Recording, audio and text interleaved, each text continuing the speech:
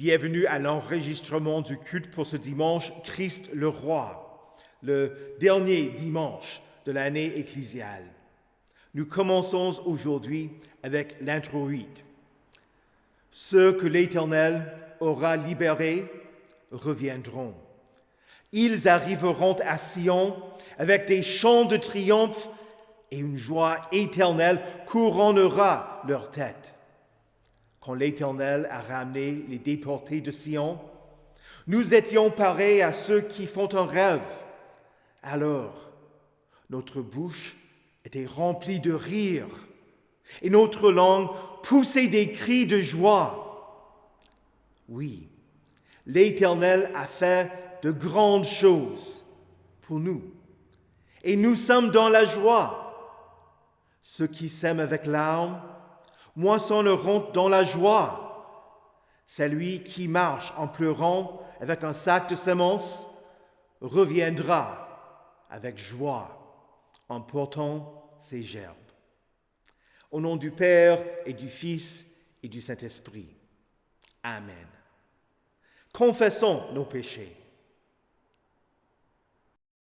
Dieu Tout-Puissant, notre Créateur et notre Père, nous reconnaissons et nous confessons que nous avons péché contre toi en pensée, en parole et en acte.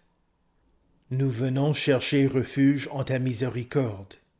Aie pitié de nous, pauvres pécheurs, et pardonne-nous toutes nos fautes, pour l'amour de Jésus-Christ, notre Seigneur. Aide-nous, par ton Saint-Esprit, à mieux connaître ta sainte volonté, et rends-nous obéissants à ta parole. Par Jésus-Christ, ton Fils, notre Sauveur. Amen. Cette parole est certaine et digne d'être acceptée sans réserve. Jésus-Christ est venu dans le monde pour sauver les pécheurs. Il est patient envers ceux qui croiraient en lui pour la vie éternelle. Allez en paix, sachant qu'il vous a sauvés. Au roi des siècles, au Dieu immortel, invisible et seul sage, soit honneur et gloire au siècle des siècles. Amen. Prions. Dieu éternel et tout-puissant, tu as voulu renouveler toutes choses en ton Fils bien-aimé, roi des rois et seigneur des seigneurs. Dans ton amour, accorde à tous les peuples de la terre, divisés et asservis par le péché, d'être libérés et rassemblés dans son règne d'amour. Lui qui vit et règne avec toi et le Saint-Esprit, un seul Dieu, maintenant et pour les siècles des siècles. Amen. La lecture de l'Ancien Testament pour ce dernier dimanche après la Trinité se trouve dans la prophétie de Daniel au chapitre 7, les versets 13 et 14. Pendant que je regardais dans mes visions nocturnes, quelqu'un qui ressemblait à un fils de l'homme est venu avec les nuées du ciel. Il s'est avancé vers l'Ancien des jours et on l'a fait approcher de lui. On lui a donné la domination, la gloire et le règne. Et tous les peuples, les nations et les hommes de toute langue l'ont servi. Sa domination est une domination éternelle qui ne cessera pas et son royaume ne sera jamais détruit. Ici prend fin la lecture de l'Ancien Testament. La deuxième lecture pour le dernier dimanche après la Trinité se trouve dans l'Apocalypse au chapitre 1, les versets 4b à 8. Que la grâce et la paix vous soient données de la part de Dieu, celui qui est, qui était et qui vient, de la part des sept esprits qui sont devant son trône, et de la part de Jésus-Christ, le témoin fidèle, le premier-né d'entre les morts et le chef des rois de la terre, à celui qui nous aime, qui nous a lavés de nos péchés par son propre sang, et qui a fait de nous un royaume, des prêtres pour Dieu son Père. À lui soit la gloire et la domination au siècle des siècles. Amen. Le voici qui vient avec les nuées. Tout œil le verra, même ceux qui l'ont transpercé, et toutes les familles de la terre pleureront amèrement sur lui. oui. Amen. Je suis l'Alpha et l'Oméga, dit le Seigneur Dieu, celui qui est, qui était et qui vient, le Tout-Puissant. L'Évangile pour le dernier dimanche après la Trinité se trouve dans le livre de Jean au chapitre 18, les versets 33 à 37. Pilate rentra dans le prétoire, appela Jésus et lui dit « Es-tu le roi des Juifs ?»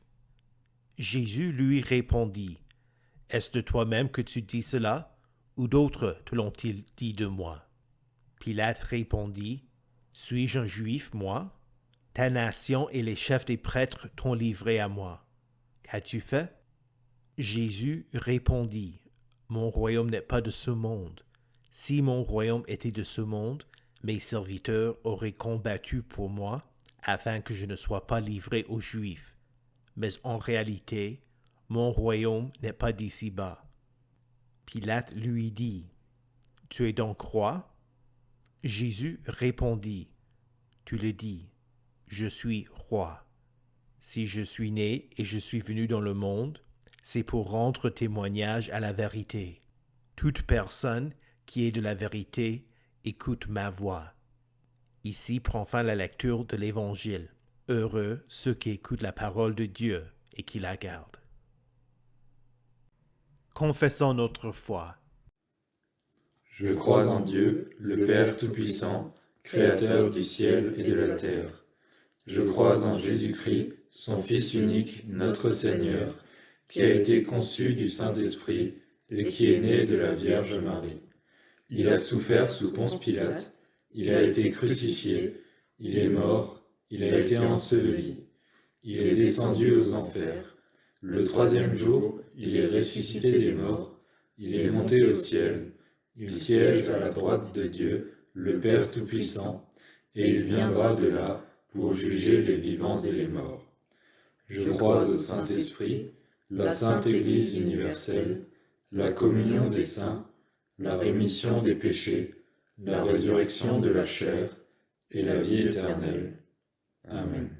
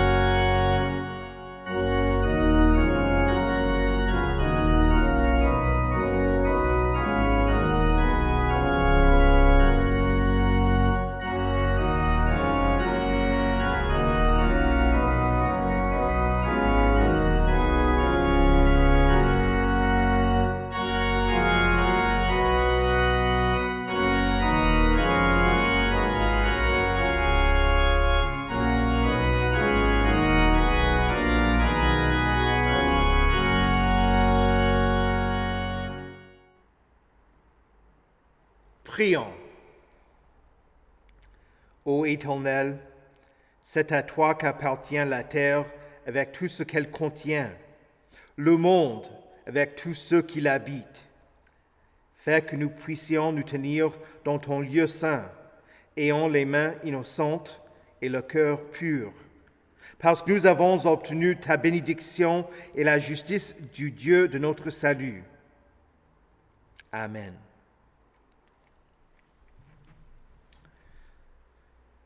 Saint de Dieu, précieuse et bien-aimée, que la grâce et la paix vous soient données de la part de Dieu, notre Père, et du Seigneur Jésus-Christ.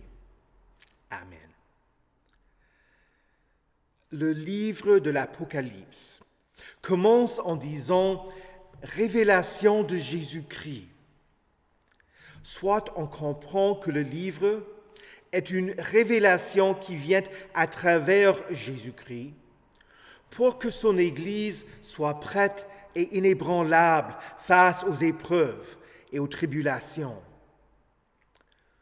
Soit on comprend qu'il s'agit d'une révélation de Jésus-Christ, c'est-à-dire que le livre nous fait connaître la personne de Jésus-Christ.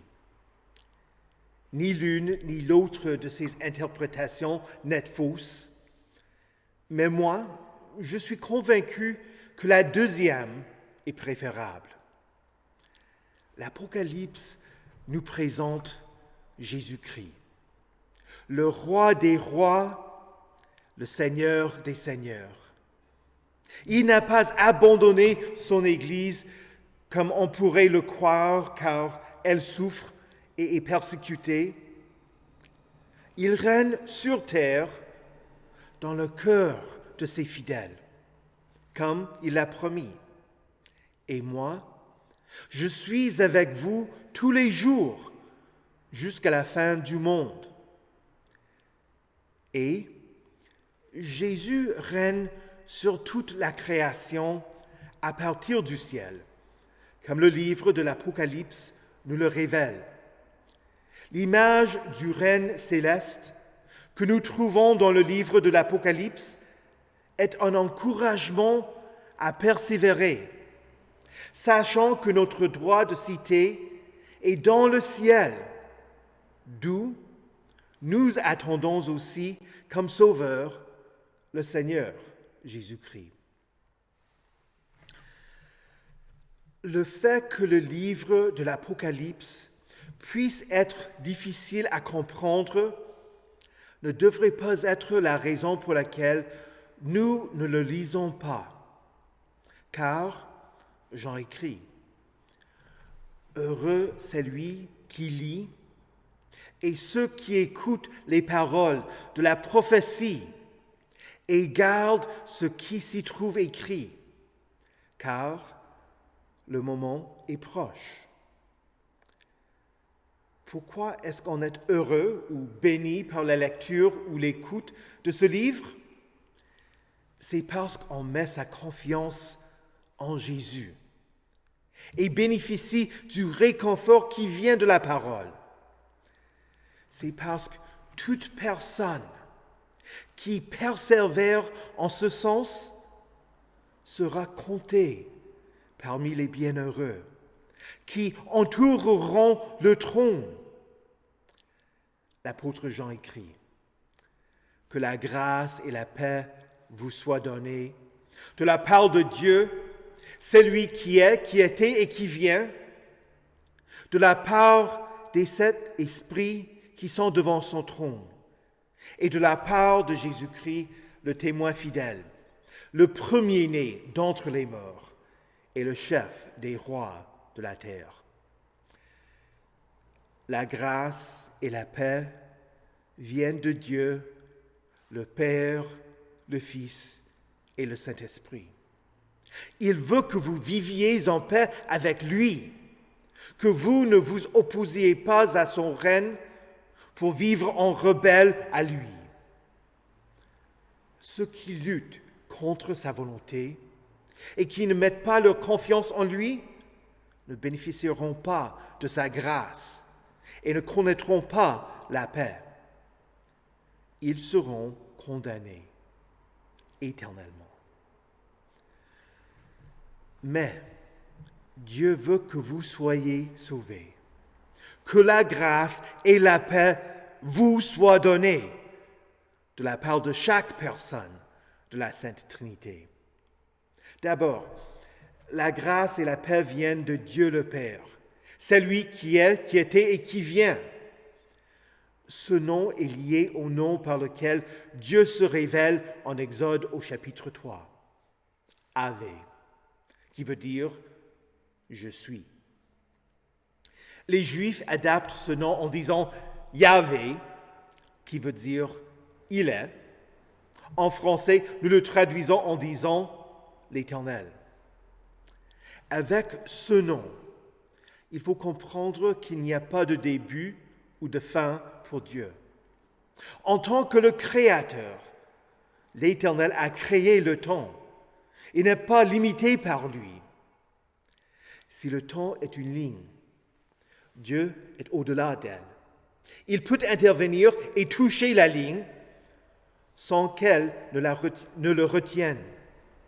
Le Père vous a créé pour que vous soyez à lui dans le temps et pour l'éternité. Ensuite, le texte dit que la grâce et la paix sont données de la part des sept esprits qui sont devant son trône. Dans le livre de l'Apocalypse, le nombre 7 est lié à l'œuvre du Saint-Esprit, qui est toujours présent et qui voit tout. Dieu n'intervient pas par la puissance ni par la force, mais par son esprit. L'Esprit accomplit ses œuvres et vous illumine par la Sainte Parole. C'est ainsi que dans l'Apocalypse, Jean parle des 7 lampes qui sont parmi les 7 églises et les 7 anges qui parlent aux églises. C'est une façon de dire que le Saint-Esprit accomplit ses œuvres dans l'Église, à travers ses pasteurs, à travers sa parole, à travers ses sacrements, pour que vous soyez enseignés dans la foi. Finalement, la grâce et la paix sont données par Jésus-Christ, le témoin fidèle, le premier-né d'entre les morts et le chef des rois de la terre. Jésus-Christ est le témoin fidèle, c'est-à-dire qu'il révèle le Père. En Jean chapitre 14, Jésus dit « Les paroles que je vous dis, je ne les dis pas de moi-même, c'est le Père qui vit en moi, qui fait lui-même ses œuvres. » Et au début de la lettre aux Hébreux, nous lisons « Dieu, dans ces jours qui sont les derniers, nous a parlé par le Fils. Il l'a établi héritier de toutes choses. Et c'est par lui aussi qu'il a créé l'univers. Le Fils est le reflet de sa gloire et l'expression de sa personne. Il soutient tout par sa parole puissante. Jésus n'est pas un prophète parmi d'autres. Il est le Fils unique, le premier-né d'entre les morts. En disant que Jésus est le premier-né et non pas l'unique-né d'entre les morts, cela veut dire que d'autres s'en suivront. Grâce à la victoire de Jésus, il tient les clés de la mort et tous seront ressuscités au dernier jour. Les croyants ressuscités à la vie éternelle, les non-croyants à la condamnation éternelle. Même les rois de la terre seront assujettis à Jésus. Et si les plus puissants de la terre le seront, soyez certains que vous le serez aussi. Au nom de Jésus, chacun pliera le genou, dans le ciel, sur la terre et sous la terre, et toute langue reconnaîtra que Jésus-Christ est le Seigneur à la gloire de Dieu le Père. Et pourtant, en reconnaissant que Dieu est roi, il n'est pas comme les rois du monde qui sont servis par leurs citoyens. Il est venu afin de servir et donner sa vie en rançon pour beaucoup, la grâce et la paix vous viennent par son acte d'amour. En Amérique, il y a un savon liquide qui est puissant et doux, qui enlève bien ce qui est gras.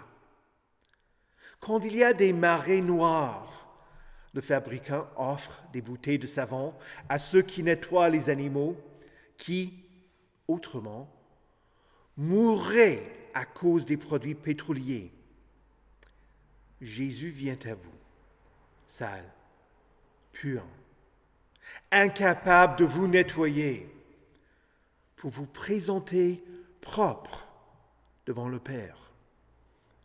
Vous qui étiez morts à cause de vos péchés et vos fautes, il vous lave par l'eau de la parole, par le saint baptême. Il vous lave par son sang versé quand il mourut. C'est ainsi que Jean parle des saints au chapitre 7 de l'Apocalypse en disant « Ce sont ceux qui viennent de la grande tribulation. Ils ont lavé leurs robes, ils l'ont blanchi dans le sang de l'agneau. » Par la naissance d'eau et d'esprit, vous avez accès au royaume de Dieu et vous en êtes ses héritiers. Dans le roman « L'œuvre de Dieu, la part du diable », il y a une scène dans laquelle le docteur Larch fait la lecture aux orphelins avant qu'ils se couchent. En sortant, il éteint la lumière en leur disant « Bonne nuit, prince de Maine, vous, roi de la Nouvelle-Angleterre. » Quelle image! Il dit aux orphelins qu'ils étaient des princes et des rois. Dieu vient à vous et il déclare pour vous une nouvelle réalité. Vous êtes princes et rois, princesses et reines, prêtres royaux pour Dieu. C'est ainsi que vous attendez le jour où Jésus-Christ, votre roi, reviendra dans les nuées. Son retour ne sera pas une apparition secrète, comme certains le croient. Non. Tout œil verra celui qui a été transpercé pour les péchés du monde. Ceux qui l'aiment, les fidèles, se réjouiront et peuvent pleurer avec joie. Ceux qui ont fait de lui son ennemi pleureront amèrement. Ce jour-là, quand Christ reviendra en gloire, nous tous serons témoins de la révélation de Jésus-Christ, à qui soit la gloire et la domination au siècle des siècles. Amen. Le livre de l'Apocalypse est une révélation de Jésus-Christ, votre roi. Les nations tomberont, les rois et les puissants de ce monde mourront, mais Jésus règne éternellement. Pour le moment, sur terre, son royaume semble être faible. Une petite paroisse dans une petite assemblée dans une petite paroisse. Mais l'Apocalypse nous révèle une autre réalité, que le royaume de notre roi compte des milliers et des milliers, des dizaines de milliers et des dizaines de milliers. Chaque personne ayant été rachetée, vous ayant été rachetés au prix du sang de votre roi. Jésus a versé son sang pour vous, pour que vous viviez éternellement dans son royaume, qui n'aura pas de fin. Que toute la gloire soit à Jésus-Christ, notre roi. Au nom de Jésus, Amen. Que la paix de Dieu, qui surpasse toute intelligence, garde vos cœurs et vos esprits en Jésus-Christ pour la vie éternelle. Amen. Prions. Ô Dieu, qui règne sur toute la création, nous te rendons grâce pour cette nation. Au fil du temps, tu as travaillé à travers des rois, des administrateurs et des gouverneurs fidèles comme Joseph, David et Salomon. Qu'ils servent d'exemple pour ceux qui sont en position d'autorité dans cette nation. En particulier, pour Emmanuel Macron, le président, Jean Castex, le Premier ministre, Jean Rotner, le président de la région Grand Est, les maires des communautés où nos paroissiens habitent, ainsi que tous les autres députés et représentants qui ont été élus. Conduis-les afin qu'ils agissent avec fidélité et justice.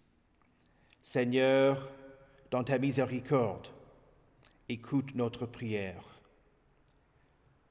Ô Dieu, tu règnes dans ton Église à travers ta sainte parole. Nous te rendons grâce pour tes œuvres accomplies par les prophètes, les apôtres, les martyrs et d'autres encore. Nous prions humblement que tu conduises ceux qui ont été élus pour servir notre synode, en particulier le pasteur Schmidt. Conduis tes pasteurs pour qu'ils soient le reflet de Jésus et enseignent ta parole avec dévouement et fidélité. Soutiens les représentants du conseil paroissial durant leur service pour l'Église. Seigneur, dans ta miséricorde, écoute notre prière. Ô Dieu, Jésus nous enseigne à prier que ton règne vienne. Par cette demande, nous prions que ton règne s'élargisse, que les membres de nos familles, nos voisins, nos amis et encore d'autres bénéficient de l'œuvre de cette paroisse et viennent à te connaître, reviennent à toi et soient nourris dans la foi. Qu'ils se joignent à nous pour te louer. Seigneur, dans ta miséricorde, écoute notre prière.